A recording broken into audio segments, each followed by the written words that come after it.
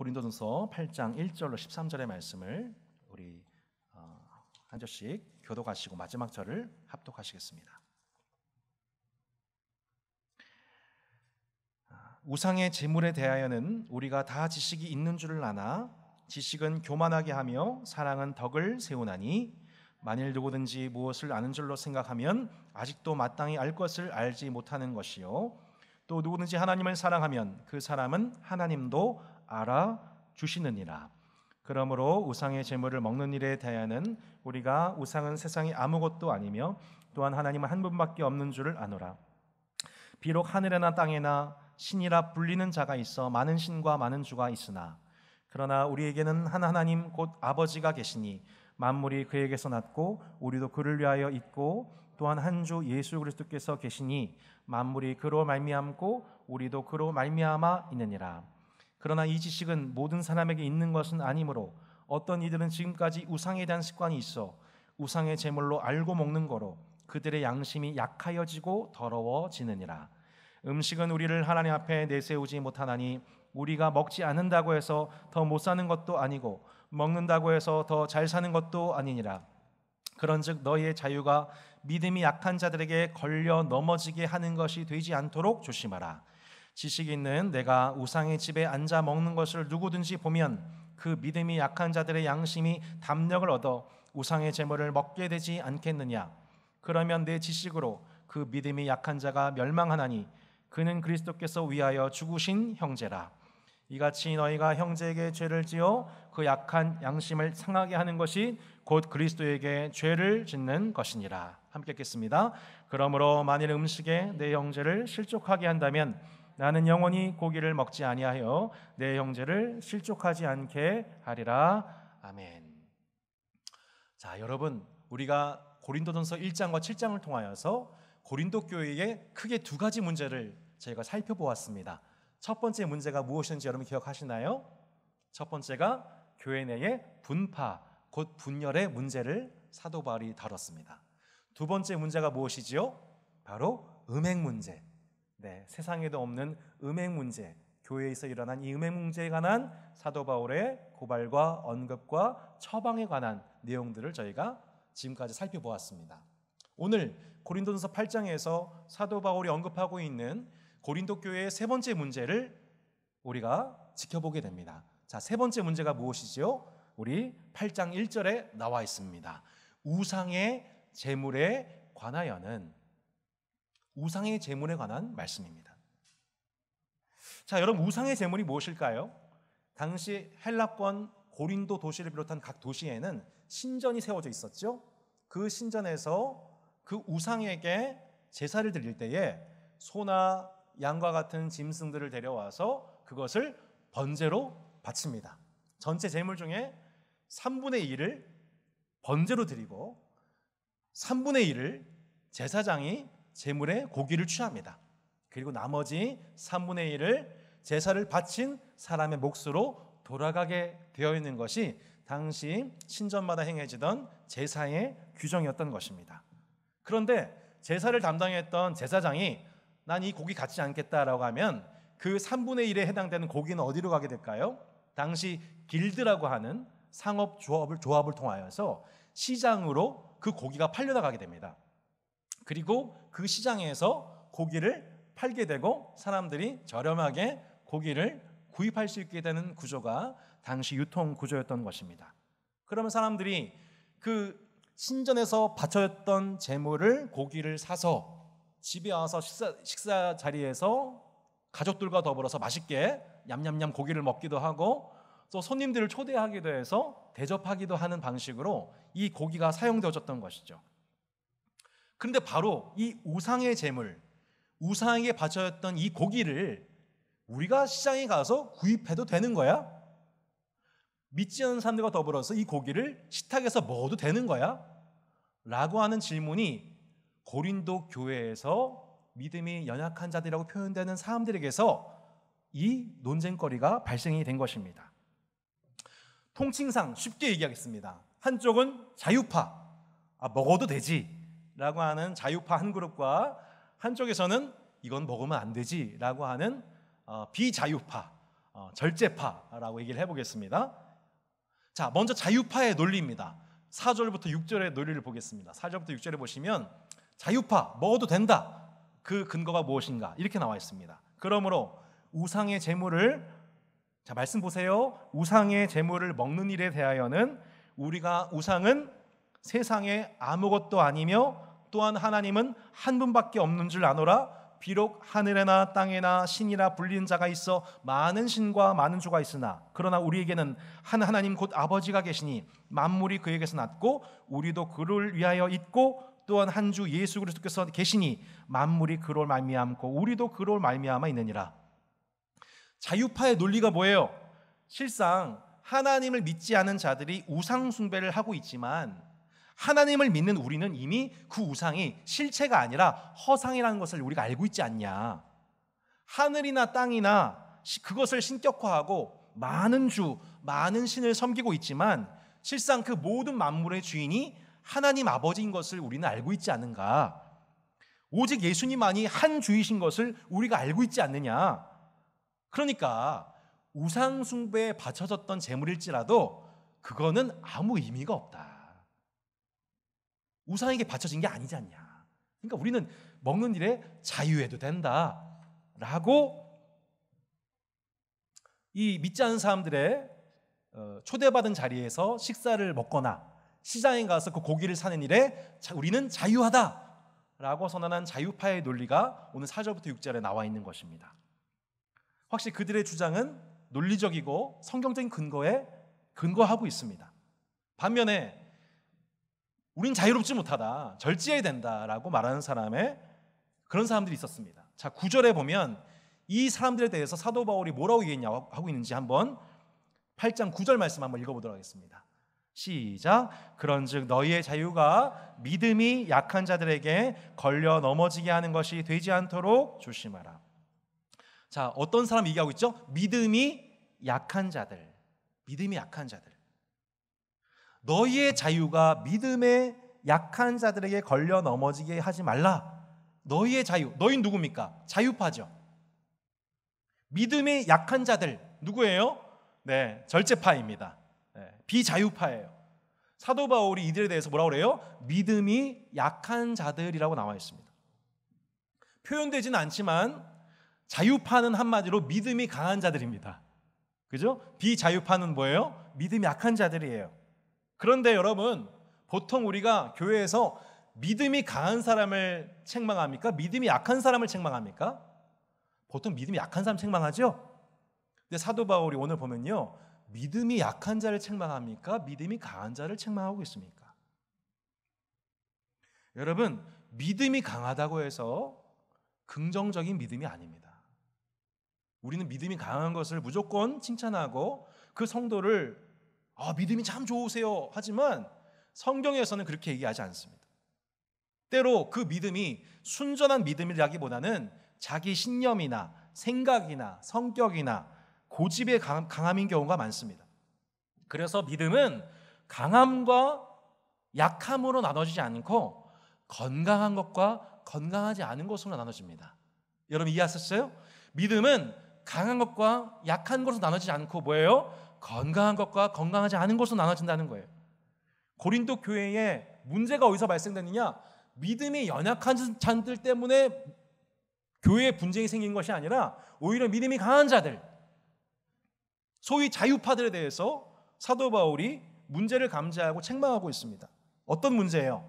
자유파들이 자신들의 지식과 자유에 따라 우상의 재물을 마음껏 먹거나 시장에서 구입할 때 이것을 지켜보게 된 믿음이 연약한 자들이 하나님 앞에 범죄하기 시작했다는 거예요. 자, 어떤 이유로 믿음이 연약한 자들이 범죄하기 시작했을까요? 첫 번째로 우상에 대한 습관이 남아있었기 때문입니다. 자, 7절부터 9절 말씀 한번 보시겠습니까? 자, 7절 말씀 보시겠습니까? 자, 여러분 7절 말씀 함께 읽어보겠습니다. 시작. 그러나 이 지식은 모든 사람에게 있는 것은 아니므로 어떤 이들은 지금까지 우상에 대한 습관이 있어 우상의 제물로 알고 먹는 거로 그들의 양심이 약하여지고 더러워지느니라. 자, 아까 4절부터 6절이 이 지식이에요. 모든 사람 우리가 다 알지 않냐? 하나님이 한 분인 거 알지 않냐? 근데 이 지식을 모든 사람이 가진 게 아니에요. 믿음이 연약한 자들은 아직 이 지식이 충분하지가 않아요. 그래서 이 믿음이 연약한 자들은 우상에 대한 습관이 여전히 남아있어요. 주로 갓 예수를 믿거나 초신자거나 연약한 믿음의 소유자들이에요. 아직 성경적인 지식이 부족해요. 분별력이 약해요. 고린도 지역에서 행했던 우상숭배 제사가 습관적으로 여전히 몸에 남아있는 사람들이에요. 그래서 시장에서나 믿지 않는 가족들과의 식사 자리에서 그 재물을 보는 순간 뭘 연상하게 돼요? 그 재물을 하나님이 주신 거야 라는 지식보다는 어떤 지식이 있어요? 이거 우상에게 드렸던 재물인데,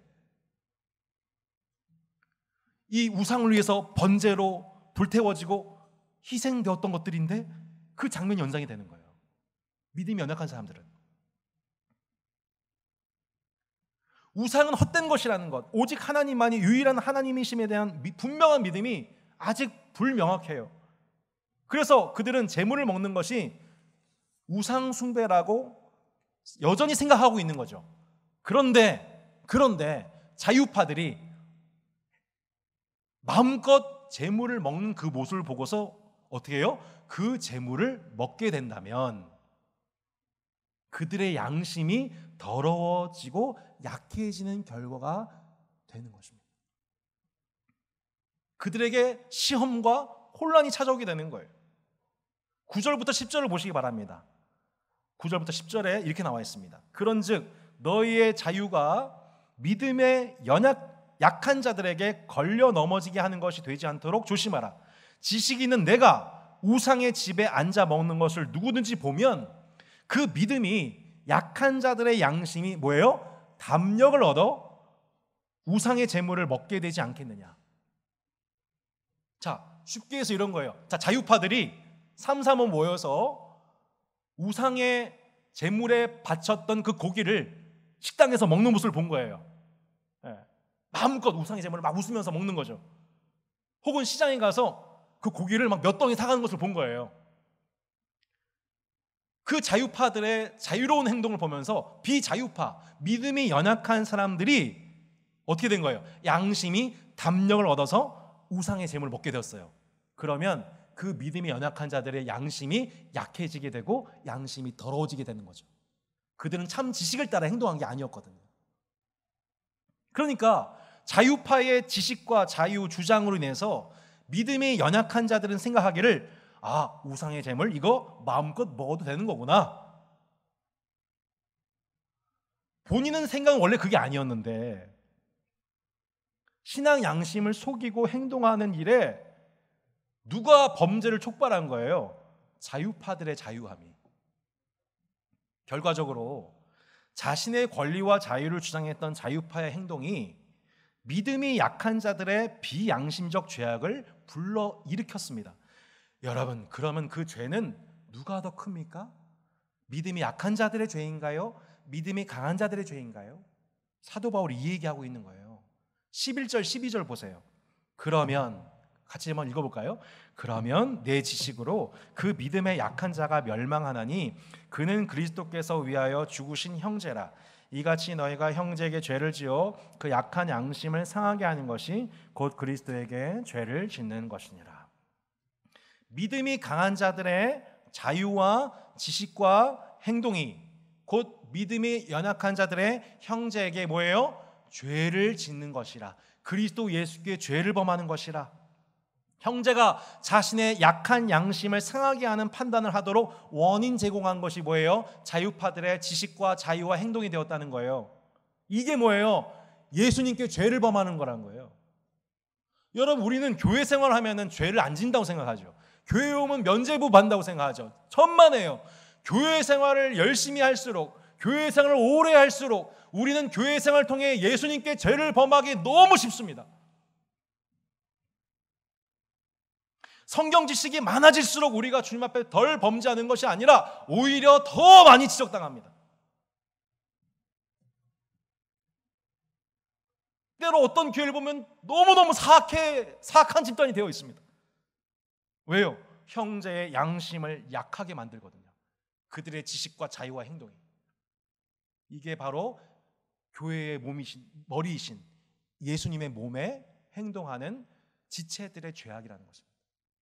제가 성균관대 기도학생의 겟세마네를 지도교육자로서 3년 동안 섬겼습니다. 대학 선교단체에서. 제가 이 일이 한 2년 전 일이에요. 근데 제 후배가 얼마 전 저를 찾아와가지고 식사를 하는 자리에서 이 간증을 들려주는 거예요. 목사님, 전사님, 당시 전사님이 저한테 해주셨던 말을 지금도 잊지 못해요. 무슨 말인데, 제가 전사님께 질문했었죠. 제가 이제 선교단체 생활하는데 저는 실상 술 문제에 대해서 자유하거든요. 저는 심지어 성경 말씀을 가지고서도 전 술 먹는 거 자유하다고 생각해요. 전 말씀으로 저 나름대로 증명해 볼 수 있어요. 제가 속해 있는 학과에서도 술자리 없는 데가 없고요. 앞으로 세상 살아가는 데 있어서 우리는 술자리 못 나간 거 아니잖아요. 다 나가야 되잖아요, 결국엔. 저한테 이렇게 얘기를 하는 거예요. 나름 논리력 있죠, 그죠? 근데 제가 그때 했던 말이 이 형제한테 나름 큰 울림이 되었나 봐요.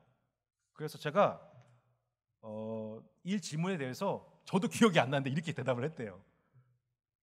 너가 가지고 있는 지식도 틀리지 않았고 그것도 너의 자유이긴 한데, 형제야, 너 안에 하나가 없다. 공동체에 대한 사랑이 없다. 지식도 있고 자유도 있고 행동도 너 자유야. 그런데 너 안에 공동체에 대한 사랑이 있는지를 확인해야 돼. 당시 저 선교단체 안에 초신자들이 많았어요. 저도 그런 케이스 중에 하나였죠. 지역교회에 당장 접근하지 못하는 많은 청년들이 선교단체 통해서 지역교회에 들어오게 됩니다. 초신자들은 그야말로 믿음이 연약한 자들이에요. 교회에 대한 시험이 많은 사람들이에요. 선배들의 행동과 말 하나에 직접적인 영향을 받는 사람들입니다. 그런데 선배들이 학과 술 자리에서 술을 먹고 있는 장면을 보면서 금방 시험에 빠질 수 있는 자들입니다. 감사하게도 제 조언을 받았던 그 형제가 조언을 듣자마자 깨닫고 술을 끊었대요. 그 조언은 술을 끊었대요. 왜? 함께 있는 연약한 후배들이 나 때문에 시험 들지 않기 위해서. 야, 난 여태까지 내가 성경 지식이 있으면 되고 내가 자유가, 주님이 주신 자유를 누리는 것이 중요하다고 생각했는데 내가 한 가지 빠진 게 있었구나. 그게 뭐냐면 공동체의 연약한 자들에 대한 배려였구나라는 것을 형제가 알고 그 즉시 술을 끊고 선교단체 생활을 함께 하게 되었다는 간증을 제가 10년 넘게 후에야 그 간증을 듣게 된 거예요. 제 자신도 그렇게 20살 대학교 1학년 때 안 믿는 사람으로서 선교단체 들어갔던 사람이었었거든요. 그 당시 선배들이 저 한 사람 시험 들지 않기 위해서 얼마나 많이 부단히 노력하고 절제했는지 지금에서야 기억이 나는 거예요. 그런 선배들이 있는 공동체에서 얼마나 많은 후배들이 복음을 알게 되고 그 배려 속에서 믿음이 성장했는지 모릅니다. 그래서 제가 교육자로서 늘 제 관심이 뭐냐면 믿음이 강한 자들, 한편에 믿음이 약한 자들 사이에서의 목회입니다. 때로는 제가 믿음이 강한 자들, 제가 청년부 담당자로서 정말 미안하게도 이 믿음에 강한 자들 속한 우리 청년들 정말 세게 많이 혼냈습니다. 때로는 눈물 쏙 빠지게 혼냈습니다. 지금도 믿지 않는 사람들 입장에서나 초신자들 입장에서 시험에 빠지게 하는 그 자유와 지식에 대해서 발견되는 그 즉시 교정하려고 노력하는 편입니다. 앞으로도 그럴 것 같습니다. 왜죠? 믿음이 연약한 자들이 자신들의 신앙 양심을 약화시키는 결과를 낳기 때문이고, 그것이 믿음이 강한 자들이 교회 내에서 예수님께 가장 흔하게 범죄하는 길이 되기 때문입니다. 많은 가난한 성도들이 그 믿음이 강한 자들의 그 지식과 자유와 행동 때문에 교회 시험에 들어 나오지 못하는 경우를 너무 많이 보기 때문입니다. 여러분, 한국교회의 복음이 처음 전래되었을 때에 당시 한국 사회에 워낙에 음주 문화, 도박 문화, 담배 문화 이것이 너무 성행해서 초대 그리스도인들이 예수 믿을 때부터 결단하게 된 문화가 있어요. 그게 뭘까요? 금주 금연 문화입니다. 그 전통이 한국 교회에 살아있는 거예요. 그래서 지금도 교회를 간다고 하면은 금주 금연부터 해야 한다고 많은 사람들이 인식하잖아요. 당시 서양 선교사님들 중에서 예배 드리고 삼삼오오 모여서 담배를 피던 목사님들이 있었어요. 그 목사님들의 모습을 보면서 당시 한국교회 성도들이 어떤 생각을 했을까요? 아, 저것은 저분들의 자유지, 저분들의 문화지, 이해해야 돼 라고 했을까요? 아니면 아니 어떻게 목사님이 담배를 펴? 술을 마셔? 시험에 들었을까요? 1번입니까? 2번입니까? 2번입니다. 이 소식을 듣게 된 서양 선교사님들이 한국교회 성도들 대상으로 한국 성도들 불러 모아 어떻게 행동했을까요? 1번, 더 이상 한국에서 선교 못하겠습니다. 2번, 왜 담배와 술을 해도 되는지 성경적으로 설명해 드리겠습니다. 3번, 죄송합니다. 담배와 술을 끊겠습니다. 였을까요? 여러분 몇 번인 것 같습니까? 네. 카톡으로 보내주시기 바라겠습니다. 3번.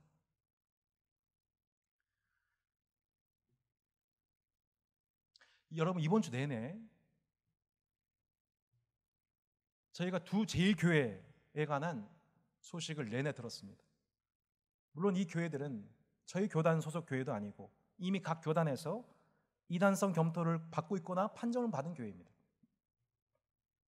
담임 목사들의 설교를 들어보면 정말 믿음이 강하다 못해 이성과 상식을 잃은 발언과 설교, 가르침을 서슴지를 않습니다. 우리 모임에서는 코로나가 전파되지가 않는다. 아픈 병도 낫게 된다. 집회로 모여도 상관없다. 이거 다 신천지가 했던 말들입니다. 성가대 모임 때 마스크를 벗고 모임을 진행하다가 60명이 전염되고 지역사회 감염의 진원지가 되어버렸습니다. 또 다른 제2교회, 이미 3,000명 교인 중에 130명이 확진자 판정에 지금 4,000명이 역학조사 검사 중입니다. 게다가 8.15 광복절을 맞아서 수만 명이 모이는 집회를 주도하면서 코로나 대유행을 과학적인 방식이 아닌 인재의 방식으로 대유행을 일으키는 사회적 중범죄를 저질렀습니다. 왜 그들의 이름이 사랑제일교회인지, 담임 목사라는 자가 가르치는 사랑제일이 무엇인지 의심하지 않을 수 없습니다. 자기 사랑, 권력 사랑, 돈 사랑, 초대교회부터 발견되어 온 거짓 교사의 전형입니다. 코로나가 의심되는 상황의 교인에게 토요일에 집회가 있으니 보건소 가지 마십시오. 협박한 교육자가 있으니 그야말로 거짓 교사 집단들입니다. 이들은 믿음이 연약한 자들에게 종교적인 폭력과 분리를 행하는 자들입니다. 그들의 양심을 마비시키고 난 지금 보건소에서 검진받는 것이 당연히 맞지요. 그런데 목사님이 가지 않아도 돼요. 우리 교회는 그런 거 걸리지 않아요. 지식에도 맞지 않는 분별력 없는 지식을 행사하고 그 성도의 양심을 마비시키고 연약하게 만든 그것이야말로 그리스도 예수께 범하는 중범죄인 것입니다. 여러분, 무엇이 지금 이러한 이단적인 교회, 사회적 불의를 행하는 교회들을 낳고 있습니까? 1절부터 3절에 나와 있습니다. 1절부터 3절 말씀 보시기 바랍니다.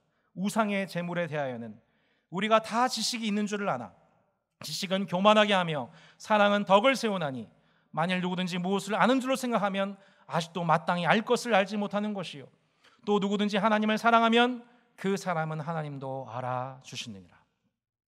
내가 모든 것을 알고 있다. 난 남들보다 특별히 영적으로 많은 것을 깨닫고 있다 라고 말하는 영지주의자, 그렇게 교인들을 미혹하는 영지주의 설교자, 영적 교만한 표징입니다. 이 영지주의, 영적 교만이 결국에는 형제를 업신여기고 형제의 양심을 무력화시켜 마침내 주 예수께 범죄하게 만드는 교회의 뿌리 깊은 죄악의 원흉인 것입니다.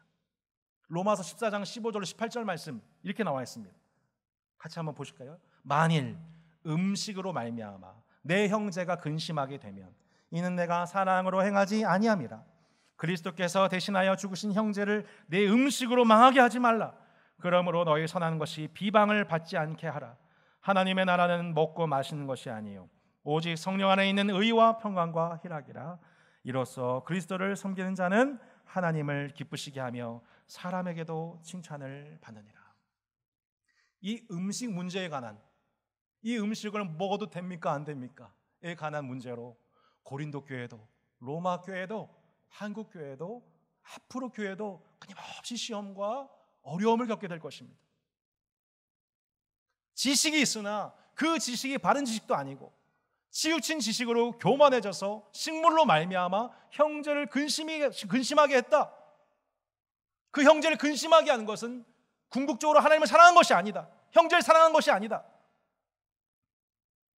겉으로는 하나님을 사랑하는 것처럼 보였지만 실제로는 예수님이 십자가에서 죽으신 형제로 범죄하게 만드는 중범죄다.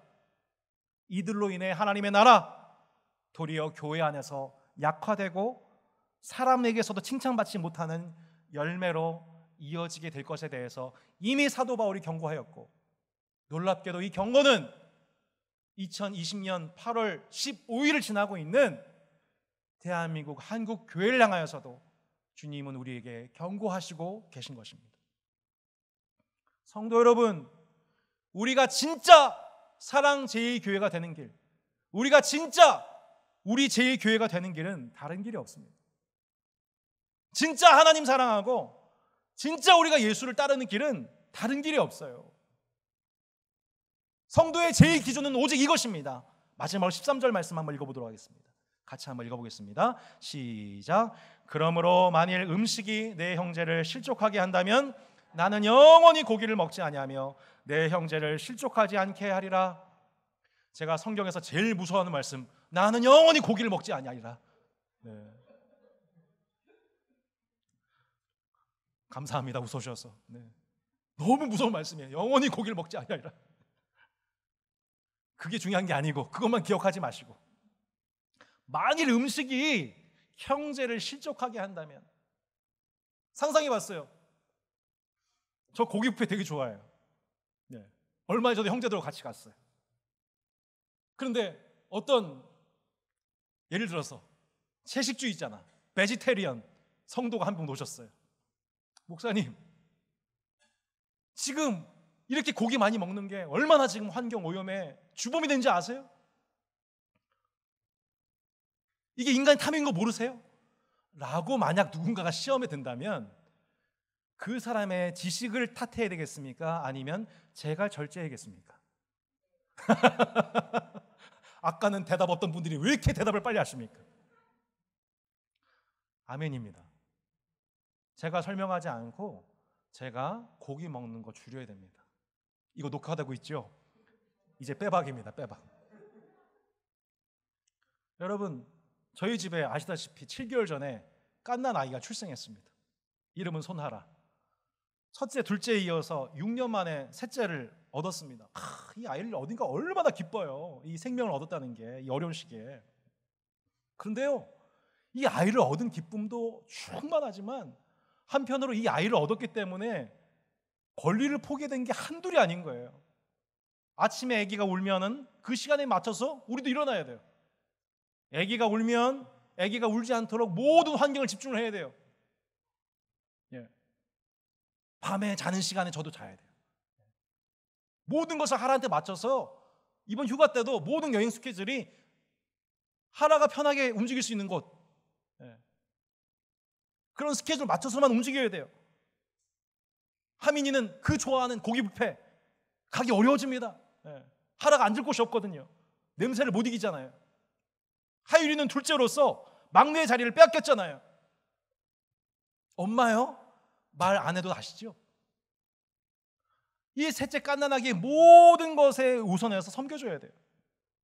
근데 그것을 뭐라고 하는 사람, 불평한 사람 아무도 없어요. 왜? 너무 당연한 거예요. 연약한 자이니까. 첫째도 둘째도 배고프고 힘들고 피곤하지만 그렇게 물 아래로 흘러가듯이 사랑이 흘러가는 거예요. 교회가 마찬가지라는 거예요. 믿음이 연약한 자들을 위해서 첫째, 둘째, 셋째들이 원래 누리고 있던 믿음이 있고 원래 누리고 있던 자유가 있고 원래 누리고 있던 지식이 있어요. 원래 하던 행동들이 있어요.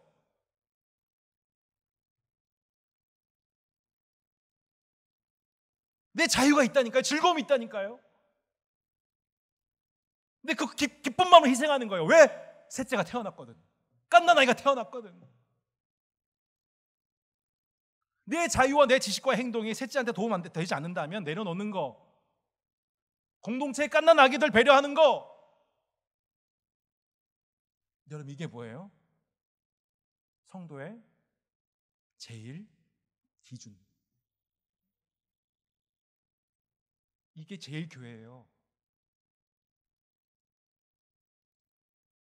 예배를 앞두고 문영인 집사님께서 어제 연락을 주셨어요. 목사님, 저희 집 같은 라인에서 제일교회 확진자가 나왔어요.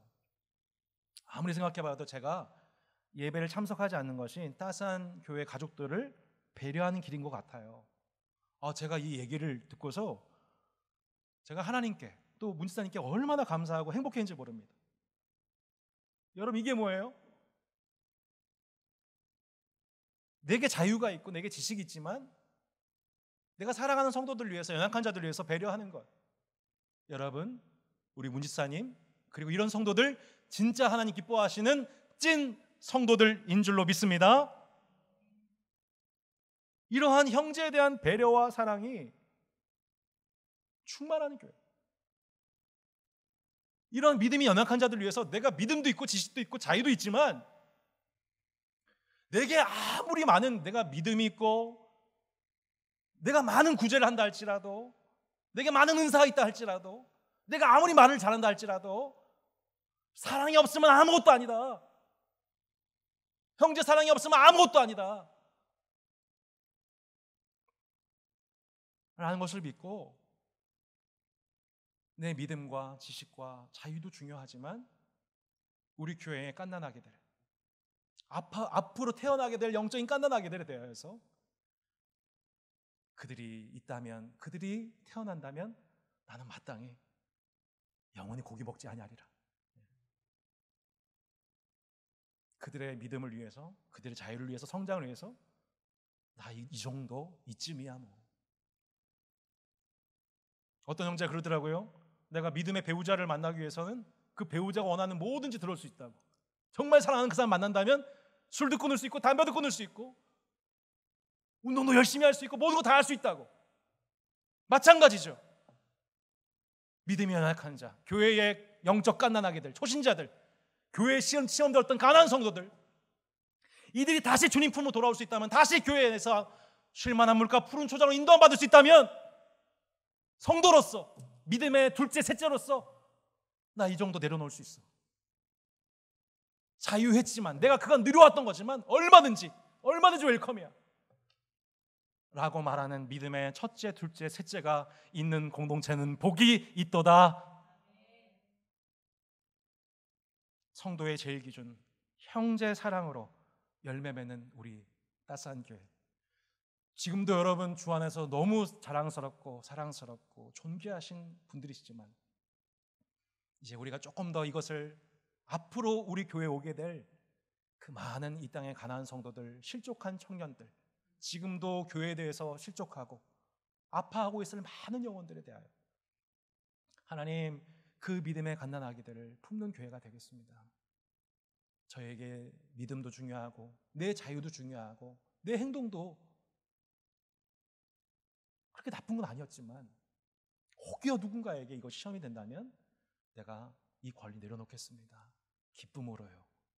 마치 주님이, 우리 예수님이 나 같은 죄인 위해서 하나님의 아들로서 모든 권리를 다 내려놓으시고 비천한 인간의 몸을 입고 이 땅에 태어나셔서 우리를 위해서 종이 되어 죽으시고 헌신하셨던 것처럼 주님은 이 땅에서 모든 것을 누릴 수 있는 분이었지만 그 권리를 다 내려놓으시고 우리를 하나님의 자녀 삼으시기 위해 그 권리를 내려놓으셨던 것처럼 우리 또한 누군가가 하나님의 자녀됨의 그 길을 위해 잠잠히 내 권리를 내려놓을 줄 아는 믿음의 첫째 아들, 둘째 아들 될 수 있도록 하나님 우리를 축복해 주옵소서. 우리 함께 잠잠히 기도하는 시간이 되기를 소망합니다.